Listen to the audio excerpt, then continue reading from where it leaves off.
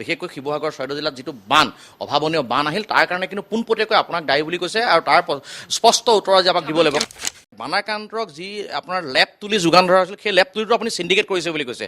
আপুনি একদম নিম্ন মানদণ্ডৰ আপুনি লেপ তুলি যোগান ধৰিছে বুলি তেওঁলোকে কৈছে যে নাগিনী মৰাত কয়লা খননৰ লগত সুশান্ত বৰগোহাঁই জড়িত। আপোনাৰ নেতৃত্বত হৈছে বুলি আপোনাক পোনপটীয়া অভিযোগ দিছে। তেওঁলোকৰ কথাই কৈ আছো, পোনপটীয়াকে মোক কৈছে যে নাগিনী মৰা কয়লা খননৰ লগত সুশান্ত বৰগোহাঁই জড়িত। বান আহিছে বা এনেকুৱা পলংকাৰী এটা পানী ঢল নামি আহিছে ডিব্ৰুগড়ি, সেই সম্পৰ্কত আপোনালোকৰ আগতীয়া তথ্য আছিল যদিও আপোনালোকে কিন্তু জনসাধাৰণক সেই সম্পৰ্কত অৱগত কৰোৱা নাছিল বুলি আপোনালোকৰ ওপৰত অভিযোগ উত্থাপন হৈছে। যিটো আপুনি বান মন্ত্ৰী হয়, এইটো আপুনি এই যিটো অভিযোগ সেইটো মোৰ পাতি ল'ব নলয়। বান নিয়ন্ত্ৰণ মন্ত্ৰীয়ে য'ত অতিপাত বৃষ্টিপাত হয় তাৰ কাৰণে বান নিয়ন্ত্ৰণ মন্ত্ৰী বা বান নিয়ন্ত্ৰণ বিভাগটো দায়ী নহয়। আপুনি স্থানীয় বিধায়ক এজনো হয়, বিধায়ক হয়, কিন্তু আমাৰ তাততো আমাৰ বান নিয়ন্ত্ৰণ বিভাগৰহে গোটেই খবৰখিনি আহে। ঠিক আছে, মই জড়িত হৈ থাকিলো নাগিনী মৰা অঞ্চলত, বানপানী নাগিনী মৰা ল'ব লাগিছিলে, আজি বাকীবিলাক অঞ্চললৈ কেলি গ'ল। তাৰমানে অখিল গগৈ আন্দোলন কৰি সেই মানুহবিলাকক বিপথে পৰিচালিত কৰিবৰ কাৰণে উদ্দেশ্য প্ৰণোদিতভাৱে আজি কেইজনমান সাংগু পাংগু লৈ টিভি আৰু ছ'চিয়েল মিডিয়াৰ যোগেদি আজি এই যিবিলাক কাম কৰিছে এইখিনি কথা শিৱসাগৰ মানুহে জানে। আমাক যদি তাত জড়িত হৈ থকাৰ প্ৰমাণ তেওঁ দিব পাৰে, আজি ৰাজনীতিক জীৱন আমি ত্যাগ কৰিম। মই শিৱসাগৰৰ জিলাখনৰ সন্তান, অখিল গগৈ শিৱসাগৰ জিলাৰ সন্তান নহয়। সুশান্ত বৰগোহাঁই বানত যি সময়ত সমষ্টিৰ মানুহে ককবকাই আছিল সেইখিনি সময়ত সুশান্ত বৰগোহাঁইক দেখিবলৈ পোৱা নাছিল, যাৰ কাৰণে সুশান্ত বৰগোহাঁই নিৰুদ্দেশ সম্পৰ্কে এখন পোষ্টাৰ ইতিমধ্যে লগাইছিল। এই অভিযোগটো আপুনি কি এনেদৰে ল'ব? কাৰণ এইখিনি বানপানী অঞ্চল নহয়। আপুনি বানপানী অঞ্চল নোহোৱা অঞ্চলত এলাৰ্টৰ যিখিনি কথা থাকে মানুহে সেই এলাৰ্টটো তেনেধৰণে নলয়। ক'ৰবাত 1000-2000 টকা দিয়া এটা দুটা ভিডিঅ' দেখিছোঁ নিজৰ পাব্লিচিটিৰ কাৰণে, কিন্তু গোটেইখিনি পইচা হিচাপ দিব পাৰিব অখিল গগৈ?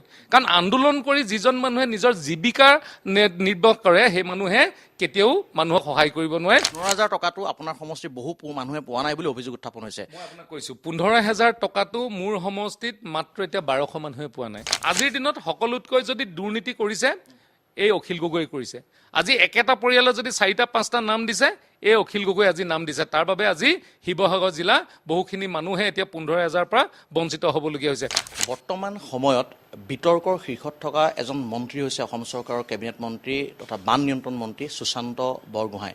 সুশান্ত বৰগোহাঁই প্ৰতিদিনাখনি আমি বাতৰি পৰিৱেশন কৰিছোঁ, তেওঁৰ বিৰুদ্ধে অভিযোগৰ ইতিমধ্যে অভিযোগৰ পাহাৰ উঠিছে বুলি ক'লেও ভুল কোৱা নহ'ব। প্ৰতিদিনাখনি বিভিন্ন বিষয়ক লৈ, আৰু এই বিষয়বিলাক হৈছে বান সংক্ৰান্তীয়। মানে যোৱা 19 জুলাইত নগাপাহাৰৰ পৰা দিখৌ নদীৰ বুকুৱেদি যি পানী ঢল নামি আহিছিল আৰু তাৰ ফলত যিটো পলংকাৰী বান সৃষ্টি হৈছিল, সেই বান অহাৰ দিন ধৰি সুশান্ত বৰগোহাঁই নামটোৰ লগত এই বিতৰ্কৰ যিটো শব্দ বা বিতৰ্কটো সাঙুৰ খাই পৰিছে। মই গতিকে বেছি কথা নাপাতোঁ, সুশান্ত বৰগোহাঁই যিহেতু আমাৰ লগত আছে যথেষ্ট ব্যস্ত, মই আজি কিছুমান পোনপটীয়া প্ৰশ্ন সুধিম আৰু সেই পোনপটীয়া প্ৰশ্নসমূহৰ মই পোনপটীয়া উত্তৰ মই সুশান্ত বৰগোহাঁই ডাঙৰীৰ পৰা মই জানিবলৈ চেষ্টা কৰিম।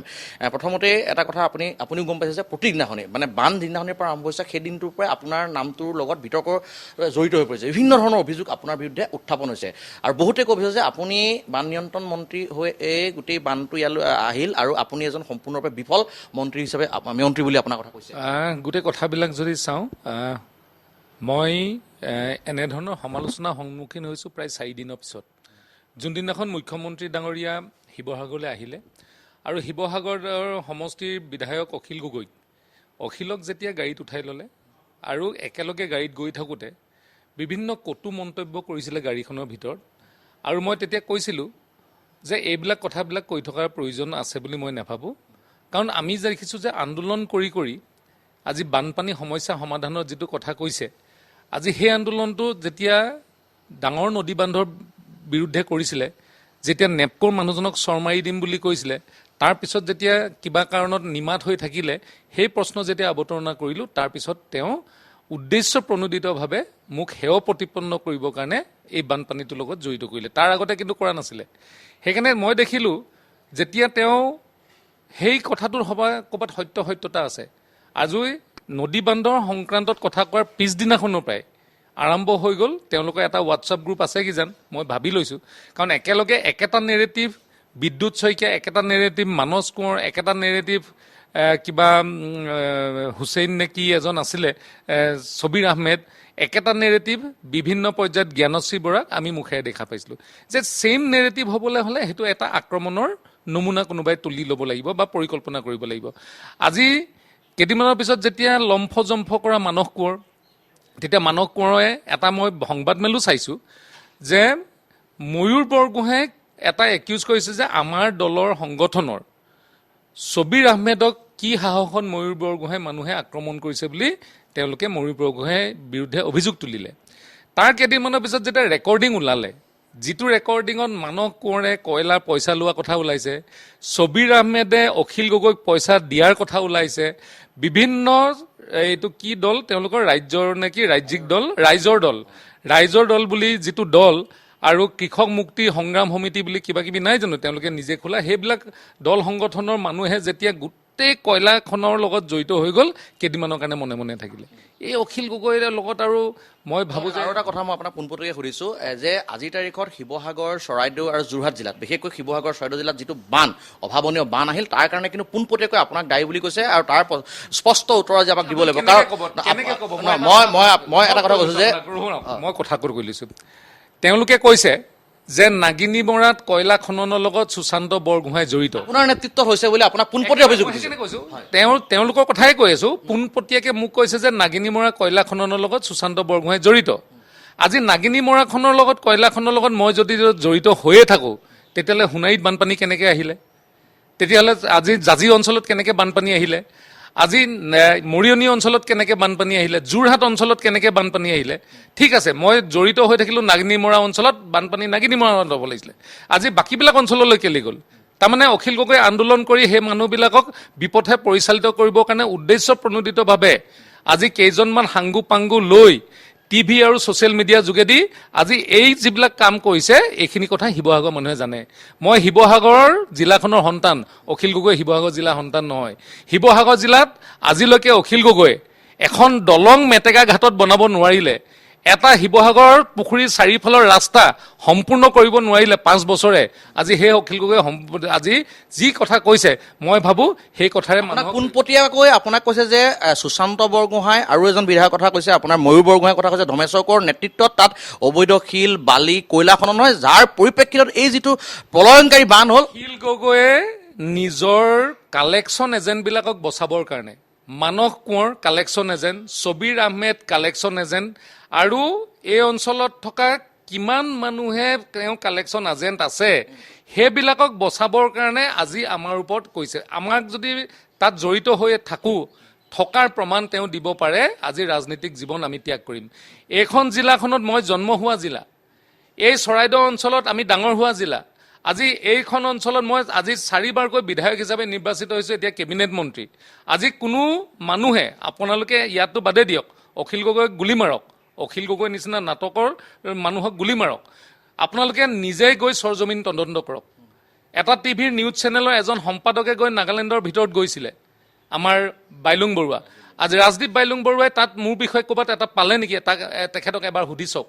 আজি কোনোবা নাগালেণ্ডৰ সেই অঞ্চলৰ মানুহক সুধি চাওক, কেতিয়াবা মোক তাত ক'ৰবাত দেখা পাইছিলে নেকি? কোনোবা কয়লা ব্যৱসায়ীৰ লগত মোৰ লগত কথা পাতিছে নেকি? আজি এইবিলাক কোনে কথা পাতে? এইবিলাক অখিল গগৈ ডাঙৰীয়া। অখিল গগৈ ডাঙৰীয়াই আজিৰ দিনটোলৈকে আন্দোলন কৰি যথেষ্ট পইচা গোটালে কাৰণে তেওঁ আন্দোলনটো এৰিব নোৱাৰে। আজি আন্দোলনৰ যোগেদি যি জীৱনটো জীয়াই আছে, আন্দোলনৰ পইচাইদি যি এটা ৰাজনৈতিক দল চলাই আছে, ব্লেকমেইলিঙেদি ৰাজনৈতিক দল চলাই আছে, যাকে য'তে পায় টিঙৰ কথা কয়, বাঁহৰ কথা কয়, পইচাৰ কথা কয়, আৰু নিজেই কৈছে যে 12-15 কোটি টকা তেওঁ এই বানপানীত উঠালে, আজিলৈকেতো হিচাপ দিয়া নাই। আজি কোনে কোনে পইচা দিলে তাৰো হিচাপ দিয়া নাই। মুখ্যমন্ত্ৰী ডাঙৰীয়া প্ৰত্যেক দিনাই যিসকলে মুখ্যমন্ত্ৰী ন্যায় পুঁজিত দিছে, সেই পুঁজিৰ প্ৰত্যেকজন মানুহৰ নাম মুখ্যমন্ত্ৰী ডাঙৰীয়াই কৈছে। কিন্তু আজিৰ দিনত 12-15 কোটি টকা আজি উঠালে আমিতো নেদেখিলোঁ। ক'ৰবাত 1000-2000 টকা দিয়া এটা দুটা ভিডিঅ' দেখিছোঁ নিজৰ পাব্লিচিটিৰ কাৰণে, কিন্তু গোটেইখিনি পইচা হিচাপ দিব পাৰিব অখিল গগৈ? কাৰণ আন্দোলন কৰি যিজন মানুহে নিজৰ জীৱিকা নিৰ্বাহ কৰে, সেই মানুহে কেতিয়াও মানুহক সহায় কৰিব নোৱাৰে, মানুহক বিপদত ঠেলি দিব। মই এইকাৰণে আপোনাক কৈছোঁ যে এটা প্ৰমাণ দিয়ক যে 105জন মানুহৰ মৃত্যুত আমি দায়ী, কিন্তু মই প্ৰমাণ দিব পাৰিম। মই আপোনাক অহাম এইতে আৰু এটা কথা অভিযোগ খুব সততে তেওঁ মই দেখিবলৈ পাইছোঁ, আৰু হয়ো যদি সেইটো হয় বেয়া কথা হৈছে যে আপোনালোকৰ ওচৰত আগতীয়া তথ্য আছিল যে মানে বান আহিছে বা এনেকুৱা প্ৰলয়ংকাৰী এটা পানীৰ ঢল নামি আহিছে ডিব্ৰুগড়ি, সেই সম্পৰ্কত আপোনালোকৰ আগতীয়া তথ্য আছিল যদিও আপোনালোকে কিন্তু জনসাধাৰণক সেই সম্পৰ্কত অৱগত কৰোৱা নাছিল বুলি আপোনালোকৰ ওপৰত অভিযোগ উত্থাপন, যিহেতু আপুনি বানমন্ত্ৰী হয়। এইটো আপুনি এই যিটো অভিযোগ সেইটো মোৰ পাতি ল'ব নলয় আপুনি। চাওক, বান নিয়ন্ত্ৰণ মন্ত্ৰীয়ে য'ত অতিপাত বৃষ্টিপাত হয় তাৰ কাৰণে বান নিয়ন্ত্ৰণ মন্ত্ৰী বা বান নিয়ন্ত্ৰণ বিভাগটো দায়ী নহয়। হ'লেও আপুনি ইয়াৰ স্থানীয় বিধায়ক এজনো হয়, আপুনি বিধায়ক হয়, কিন্তু আমাৰ তাততো আমাৰ বান নিয়ন্ত্ৰণ বিভাগৰহে গোটেই খবৰখিনি আহে। বৰষুণৰ খবৰটো নাহে। বৰষুণৰ খবৰ আপুনি যেনেকৈ এলাৰ্ট পায় আমিও তেনেকৈ এলাৰ্ট পাওঁ। আজি নাগালেণ্ডত যদি বৰষুণ বেছিকৈ দিছে তাৰ এলাৰ্টটোত আমাৰ ইয়ালৈ কেতিয়াও অহা নাই, মই নেভাবোঁ। কিন্তু আমাৰ যদি বানপানীখিনি পানী ঢল যেতিয়া নামি আহিছে, হয়তো ক'ৰবাত যদি এলাৰ্ট মানে দিবলগীয়া ব্যৱস্থাও আছিলে, সেই সময়ত মানুহক কোৱাৰ পিছতো মানুহে সেই সময়ত তাৰ মানে যি ব্যৱস্থা নল'লে। আজি এলাৰ্টটো দিয়ে শেষৰ মুহূৰ্তত যেতিয়া আমি এলাৰ্ট পাইছোঁ, আমি বেতবাৰী অঞ্চলৰ পৰা বাকী অঞ্চলৰ মানুহক কৈ আছিলোঁ যে পানী আহিছে, আপোনালোকে ঘৰৰ পৰা আঁতৰিব লাগে। বহু অঞ্চলত আমি কৈছিলোঁ, তেওঁলোকে কৈছে নাই পানী আহিছে নামি যাব। পিছত গধূলিলৈকে আমাক নাও বিচাৰিছিলে, আমি নাও দি বহুত মানুহক উদ্ধাৰ কৰিছোঁ। কাৰণ এইখিনি বানপানী অঞ্চল নহয়েই। আপুনি বানপানী অঞ্চল নোহোৱা অঞ্চলত এলাৰ্টৰ যিখিনি কথা থাকে মানুহে সেই এলাৰ্টটো তেনেধৰণে নলয়। কিন্তু একেটা এলাৰ্ট যদি আপুনি জোনাই ধেমাজি আদি অঞ্চলত দিয়ে তেতিয়া লগে লগে মানুহে সেই এলাৰ্টৰ গোটেইখিনি কাম কৰিব। আৰু এটা আপোনাৰ ওপৰত অভিযোগ আছে যে সুশান্ত বৰগোহাঁই বানত যি সময়ত মানুহে সমষ্টিৰ মানুহে ককবকাই আছিল, সেইখিনি সময়ত সুশান্ত বৰগোহাঁইক দেখিবলৈ পোৱা নাছিল, যাৰ কাৰণে সুশান্ত বৰগোহাঁই নিৰুদ্দেশ সম্পৰ্কে এখন পোষ্টাৰ ইতিমধ্যে লগাইছিল। এই অভিযোগটো আপুনি কি তেনেদৰে ল'ব? আপুনি তাত পোষ্টাৰ লগোৱা নাই, তাত এখন ফ্লেক্স লগাইছে। ফ্লেক্সখন ক'ত প্ৰিণ্টিং হয়? কোনোবা এটা প্ৰেছত। শিৱসাগৰ অঞ্চল সেই সময়ত পানীত ডুব গৈ আছিলে। যদি শিৱসাগৰ অঞ্চল পানীত ডুব গৈ আছিলে, শিৱসাগৰ টাউনত মুখ্যমন্ত্ৰী ডাঙৰীয়াৰ 6 দিন 7 দিনলৈকে শিৱসাগৰ টাউন পানীত ডুব গৈছিলে। এদিনটো মই বাটা চাৰিআলিৰ আগত আপোনালোকৰ এটা ইণ্টাৰভিউ কৰিছোঁ, প্ৰায় 7-8 দিনৰ পিছত প্ৰলয়ংকাৰী বানপানী 7-8 দিনৰ পিছত আমি দেখিছোঁ যে শিৱসাগৰ নগৰখনৰ এটাও প্ৰিণ্টিং প্ৰেছ খোলা নাই। আজি কাৰ ষড়যন্ত্ৰ থাকিব লাগিব? হয়তো কোনোবা ৰাজীৱ ভৱনত কৰিব লাগিব, হয়তো অখিল গগৈয়ে সেইখন বনাই আনি দিব লাগিব। আজি নহ'লে মানে সেই যিখন বেনাৰ মোৰ বিৰুদ্ধে যদি ষড়যন্ত্ৰ নাথাকিলেহেঁতেন, আজি সেই বেনাৰখন অকল মোৰ বিৰুদ্ধে কিয় লগাইছে? আজিচোন গৌৰৱ গগৈ এদিনো অহা নাই। মইতো দিনে ৰাতিয়ে কষ্ট কৰি 19 তাৰিখে ৰাতি আহি পেলাই 20 তাৰিখে পুৱতি নিশাৰ পৰা অহৰহ বানপানীৰ মাজত আছোঁ। আৰু মই নাটক কৰিব নোৱাৰোঁ। টিভি কেমেৰা লৈ গৈ নাও দুখনৰ পৰা জঁপিয়াই দিব নোৱাৰোঁ, জঁপিয়াই পেলাই লেকচাৰ মাৰিব নোৱাৰোঁ। আজি কিনাৰত মানুহ নথকা অৱস্থাত আমি ফটো দেখাব নোৱাৰোঁ। ফৰ্চুনাৰৰ পৰা নামোতে মই কেমেৰাত ফৰ্চুনাৰ তুলিব নালাগে বুলি ক'ব নোৱাৰোঁ। আজি সেইকাৰণে বহুত মানুহে এতিয়া সেই নাটকৰ ৰজা হৈ আছে। আজি মই যদি টিভি কেমেৰা 4-5টা ৰিপৰ্টাৰ লৈ গৈ পেলাই মই যদি বানপানীত 2-4খন একদম ৰিল বনাই দিলোহেঁতেন, মানুহে ভাবিলেহেঁতেন মই কাম কৰি আছোঁ। কিন্তু আমি অহৰ্নিশে যিখিনি কাম কৰি আছোঁ, য'ত আমি ছ'চিয়েল মিডিয়াত দিয়া নাই, কাৰণ ৰাইজৰ সেৱা কৰিবৰ কাৰণে কৰি আছোঁ। NDRFBৰ নাও, আমি SDRFৰ নাও, আজি খোৱা বস্তুৰ পৰা আৰম্ভ কৰি এটা সময়ত SDRF NDRFৰ ল'ৰাখিনিয়ে গোটেই দিনে ৰাতিয়ে কাম কৰাৰ কাৰণে ভোকত থাকিবলগীয়া হৈছিল। মই SPক কৈ পেলাই নিজৰ পকেটৰ পইচাৰে তেওঁলোকক খোৱাৰ ব্যৱস্থা কৰিছোঁ, যাতে তেওঁলোকে ৰাইজৰ কাম কৰি থাকে। আজি প্ৰত্যেকবিলাক মানুহৰ ঘৰত খোৱা পানী যাতে পায়, নিজেও মই প্ৰায় 3 লাখ বটলৰ পানী কিনি আনিছোঁ, বিস্কুট কিনি আনিছোঁ। প্ৰথম পৰ্যায়ত চিৰা আৰু আমাৰ আমুল তাজা দিয়াৰ ব্যৱস্থা কৰিছোঁ, যাতে ভোকত থাকিব নালাগে। উদ্ধাৰ কাৰ্য চলোৱা হৈছে। এইবিলাকটোতো আমি ভিডিঅ' বনাই থকা নাই। আজি নাৱেদি এজন বিধায়কে কেইঘৰ মানুহৰ ঘৰত যাব? 30,000 মানুহৰ পৰিয়ালৰ মোৰ তাত আজি বান আক্ৰান্ত হৈছে। 30,000 মানুহৰ ঘৰলৈ যাবলৈ মোক 5 বছৰ লাগিব। কিন্তু মই যে গোটেই মানুহবিলাকৰ ছাপ্লাই ব্যৱস্থাটো সঠিক কৰিলোঁ, মানুহে খোৱা বোৱাৰ ক্ষেত্ৰত তেওঁলোকে সুবিধাখিনি পালে, তাৰ পিছৰ পৰ্যায়ত যিখিনি সুবিধা পাইছে চৰকাৰভাৱে, তাৰ বাবেহে আমি ৰাইজৰ মাজত থাকিব বিচাৰিছোঁ। 15,000 টকাটো আপোনাৰ সমষ্টিৰ বহু মানুহে পোৱা নাই বুলি অভিযোগ উত্থাপন হৈছে। মই আপোনাক কৈছোঁ 15,000 টকাটো মোৰ সমষ্টিত মাত্ৰ এতিয়া 1200 মানুহে পোৱা নাই। প্ৰায় 14,500 মানুহে পালে আৰু 1200টা পৰিয়ালে পাবলৈ বাকী আছে। আৰু সেই 15,000 টকা সেই 1200 মানুহে অতি কম সময়ৰ ভিতৰত পোৱাৰ ব্যৱস্থা কৰিছোঁ। আজি শিৱসাগৰত কিয় ধৰ্ণা দিবলগীয়া হৈছে অখিল গগৈ? কিয় সেই 15,000 মানুহৰ কাৰণে যিখিনি লিষ্টখন বনাব লাগিছিলে সময়ত কেলৈ নবনালে? সময়ত কেলৈ মুখ্যমন্ত্ৰীৰ লগত তাৰ কাৰণে জিলা আয়ুক্তৰ লগত আকৌ কাজিয়াও কৰিছে? সেই কাজিয়াটো নাটক কৰি নাই কৈছে। কাজিয়া কৰিব নালাগে নহয় জিলা আয়ুক্তক। এজন বিধায়কে তেওঁ সমষ্টিত নোপোৱা মানুহৰ লিষ্টখন জিলা আয়ুক্তক দি পেলাই পৰ্টেলত আপলোড কৰিলেই আজি দিলে। মই এটা সত্য কথা আপোনালোকক কওঁ, এইখন এখন নাটক আছিলে আয়ুক্তৰ লগত, যিখন তেওঁ নাটক কৰিছিলে। তাৰ আগদিনাখন ৰাতি মুখ্যমন্ত্ৰী ডাঙৰীয়াক তেওঁ মেছেজ কৰিছে। মুখ্যমন্ত্ৰী ডাঙৰীয়া অখিল গগৈক কৈছে যে তোমাৰ এটা মানুহ যাতে বাদ পৰি নাযায়, তাৰ বাবে মই অকল শিৱসাগৰ সমষ্টিৰ কাৰণে আমাৰ সমষ্টি পৰ্টেল বন্ধ কৰি দিলে, মাহমৰা সমষ্টি পৰ্টেল বন্ধ কৰি দিলে, নাজিৰা সমষ্টি পৰ্টেল বন্ধ কৰি দিলে। অকল শিৱসাগৰ মানুহখিনি যিহেতু বিৰোধী পক্ষত থকা, আমাৰ বিৰুদ্ধে থকা মানুহ আছিলে, মাননীয় মুখ্যমন্ত্ৰী ডাঙৰীয়াই ভাবিছিলে যে বানপানীৰ সময়ত এই মানুহখিনিকো সহায় কৰিব লাগে, সেইকাৰণে পৰ্টেলটোৰ এক্সট্ৰা 3 দিন সময়ৰ কাৰণে খুলি দিছিলে। আৰু সেই পৰ্টেলটো খোলা সময়খিনিত তেওঁ জিলা আয়ুক্তক লিষ্টখন দি দিয়াহেঁতেনে যায়গৈ। আজিৰ দিনত সকলোতকৈ যদি দুৰ্নীতি কৰিছে এই অখিল গগৈ কৰিছে। আজি একেটা পৰিয়ালৰ যদি 4-5টা নাম দিছে, এই অখিল গগৈ আজি নাম দিছে। তাৰ বাবে আজি শিৱসাগৰ জিলা বহুখিনি মানুহে এতিয়া 15,000 পৰা বঞ্চিত হ'বলগীয়া হৈছে। আৰু এতিয়া পৰ্টেলটো যে 4 দিনৰ খোলা আছিলে তাৰপিছত বন্ধ কৰিলে।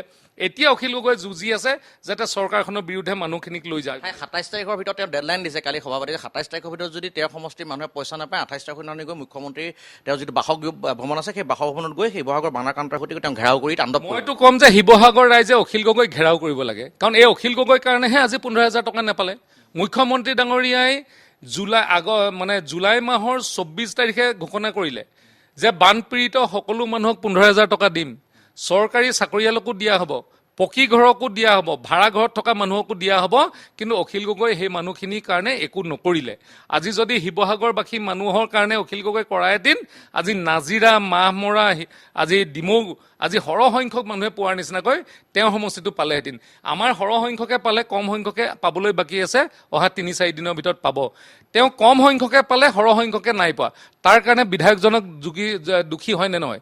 এই বিধায়কজনক যদি মানুহে আকৌ তেনেধৰণে তেওঁ উচতনিত যায়, মানুহে পইচা নাপাব। কাৰণ তেওঁ আন্দোলন কৰাই আজিলৈকে সেই আন্দোলনৰ পৰা পইচাহে লয়, আন্দোলনটো সম্পূৰ্ণ কৰিব নোৱাৰে। আজি নদীবান আন্দোলন সম্পূৰ্ণ কৰিব নোৱাৰিলে, দৈয়াঙৰ আন্দোলন সম্পূৰ্ণ কৰিব নোৱাৰিলে। আমাৰ নিমাইজানত ভাড়া ধৰা তেওঁ মাটি পট্টা দিম বুলি আন্দোলন কৰাইছিলে, মাটি পট্টা দিলোঁ মই। এতিয়া আমাৰ কি বুলি কয়, আমাৰ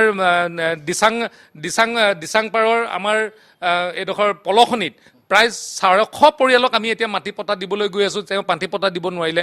আজি তেওঁ মুখেৰে যিমানখিনি কয় আজিলৈকে কাম নকৰে আৰু কাম কৰিব নোৱাৰে। সেইকাৰণে এইজন মানুহে আজি গুৱাহাটীত লৈ যোৱাতকৈ ৰাইজে তেওঁ ঘৰ ঘেৰাও কৰিব লাগে যে তুমি বিধায়ক হৈ কিয় কৰিব পৰা নাই। মই আপোনাক আৰু এটা আপোনাৰ পৰা পোনপটীয়া অভিযোগ আছে যে বানাকান্তক যি আপোনাৰ লেপ তুলি যোগান ধৰা হৈছিল, সেই লেপ তুলিটো আপুনি চিণ্ডিকেট কৰিছে বুলি কৈছে।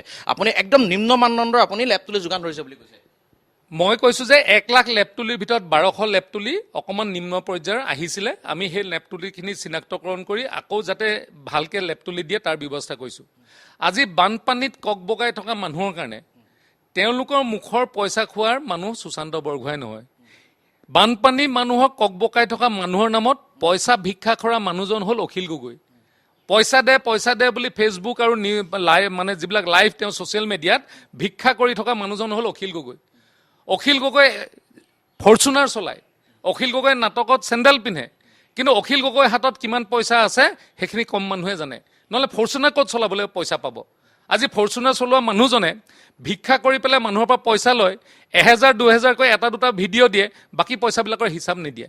আজি সেই অখিল গগৈক মই যদি প্ৰশ্ন কৰোঁ যে এতিয়ালৈকে 63,000 আমি লেপ তুলি বিলালোঁ, ক'তো কোনো কমপ্লেইন অহা নাই। খালি অখিল গগৈ কেইজনমান হাংগু পাংগু আৰু মানুহে কেইটামান ছ'চিয়েল মিডিয়াত ৰীল বনাই তাক চলাই আজি আমাক তেওঁলোকে আজি দুখ দিবলৈ চেষ্টা কৰিছে।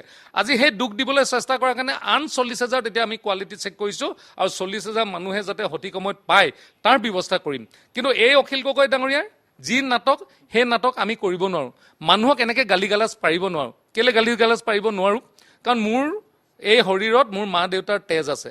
মা দেউতাৰ তেজেৰে মই আনক ইমান বেয়াকৈ কেতিয়াও ক'ব নোৱাৰোঁ। কাৰণ মই যদি আনক এনেধৰণে নাটক কৰোঁ বা আনক আজিৰ দিনত ভালকৈ ৰুমৰ ভিতৰত কথা পাতি বাহিৰত কুকুৰ মেকুৰীৰ নিচিনাকৈ গালি পাৰোঁ, তেতিয়া হয়তো মোৰ মাৰ আৰু দেউতাৰ শিক্ষা দীক্ষা আৰু মা দেউতাৰ মোৰ গাত থকা তেজত ক'ৰবাত নহয় ক'ৰবাত এটা দুখ থাকি যাব। সেইকাৰণে মা দেউতাৰ যাতে দুখ নাথাকে। আৰু এখন ঘৰত, যোনখন ঘৰত ডাঙৰ দীঘল হৈছোঁ, সেইখন ঘৰত সাংস্কৃতিবান এখন ঘৰত ডাঙৰ হৈছোঁ কাৰণে আজি মানুহক এনেধৰণে আমি ক'ব পৰা নাই। মোৰ মা কেঞ্চাৰ বেমাৰত 17 বছৰ থাকিলে, মই নিজে সেৱা কৰিলোঁ, কিন্তু কোনো টিভিত ৰীল বনাই ঘূৰি পোৱা নাই। মই এখন এই হেৰিত কি বুলি কয় হুইল চেয়াৰত বহাই লৈ টিভি ফেচবুকত বা মই আমাৰ ফেচবুকত লাইভ দি ঘূৰি ফুৰা নাই। কাৰণ মই নিজৰ ব্যক্তিগত জীৱনটোক লৈ মই কোনো মানুহৰ পৰা মই চিম্পেথি পাবৰ কাৰণে মই ৰাজনীতি কৰা নাই আৰু সেই নাটক মই নকৰোঁ। আৰু এই নাটক কৰা মানুহজন হ'ল শিৱসাগৰৰ বিধায়ক অখিল গগৈ ডাঙৰীয়া, যি শিৱসাগৰ দিখৌ দলঙৰ ওপৰত এখন দলং আজিলৈকে নিৰ্মাণ কৰিব পৰা নাই। শিৱসাগৰ নগৰৰ পানী নিষ্কাশন আজি কৰিব পৰা অৱস্থাত অখিল গগৈ ডাঙৰীয়া নাই। আজি শিৱসাগৰখনৰ আমাৰ পুখুৰীটোৰ চাৰিওফালে যিটো ৰাস্তা তেওঁ আজি 5 বছৰে সম্পূৰ্ণ কৰিব পৰা নাই সেই মানুহজনক আজি যদি মানুহে বিশ্বাস কৰে নিশ্চিতভাৱে আমাৰ শিৱসাগৰখন বিপদত পৰিব সুশান্ত বৰগোহাঁই মই শেষ কৰিম একদম শেষৰটো প্ৰশ্ন যিহেতু আপুনি মন্ত্ৰিত্বৰ দায়িত্ব লোৱাৰ পিছত আপুনি বেক টু বেক একেবাৰে একেলেঠাৰি দুটা প্ৰত্যাহ্বান আপোনাৰ সন্মুখত আপুনি পালে আপুনি বান নিয়ন্ত্ৰণ মন্ত্ৰী হিচাপে নিজক কেতিয়াবা প্ৰশ্ন কৰিছেনে এই পৰিস্থিতিকেইটাৰ লগত মোকাবিলা কৰাত আপুনি সফল নে বিফল খুব চমুকৈ শেষ কৰিছোঁ মই চাওক এই কম দিনৰ ভিতৰত মই সফল নে বিফল আজি ৰাইজে মানে তাৰ সিদ্ধান্ত ৰাইজে ল'ব পাৰিব কাৰণ মই মাত্ৰ 100 দিন হৈছে চৰকাৰখনত মোৰ 100 দিন হৈছে আৰু আমাৰ বিধায়কৰ মানে মোৰ মন্ত্ৰী হিচাপে 60 দিন হৈছে 2 মাহ হৈছে আমি শেষত যেতিয়া শিৱসাগৰ আশে পাশে যিবিলাক নিৰ্মাণ কৰিবলগীয়া অসমৰ গৰাখহনীয়া নিৰ্মাণ হ'বলগীয়া মথাউৰি নিৰ্মাণ হ'বলগীয়া তাৰ পিছত ৰাইজে সিদ্ধান্ত ল'ব পাৰিব যে মই সফল নে বিফল সময়ে ক'ব মই সফল নে বিফল আজিৰ দিনত কোনোবা এজন মানুহৰ কথাত মই সফল নে বিফলৰ উত্তৰটো মই আপোনাক দিবলৈ নাযাওঁ ধন্যবাদ এয়া আছিল সুশান্ত বৰগোহাঁই বিগত সময়ছোৱাত সুশান্ত বৰগোহাঁইৰ বিৰুদ্ধে যিবিলাক অভিযোগ উঠিছিল অভিযোগৰ আঙুলি উঠিছিল আৰু অভিযোগবিলাক সৰু সৰু অভিযোগ নাছিল আৰু সেই অভিযোগবিলাকক আমি ডিবেট 365 পৰা তেওঁক পোনপটীয়াভাৱে সুধিলোঁ আৰু তেওঁৰ পৰাও আমি পোনপটীয়াভাৱে উত্তৰবিলাক পালোঁ এতিয়া সেই অভিযোগবিলাকৰ যিবিলাক উত্তৰ সেই উত্তৰবিলাক আচলতে মনপটু হৈছে নে সেয়া বিচাৰ কৰিব অসমৰ ৰাইজে শিৱসাগৰ ৰাইজে চৰাইদেউ ৰাইজে কাৰণ পাছত দীপজ্যোতি আৰু অমিতৰ সৈতে ভাস্কৰজী দাস DY 365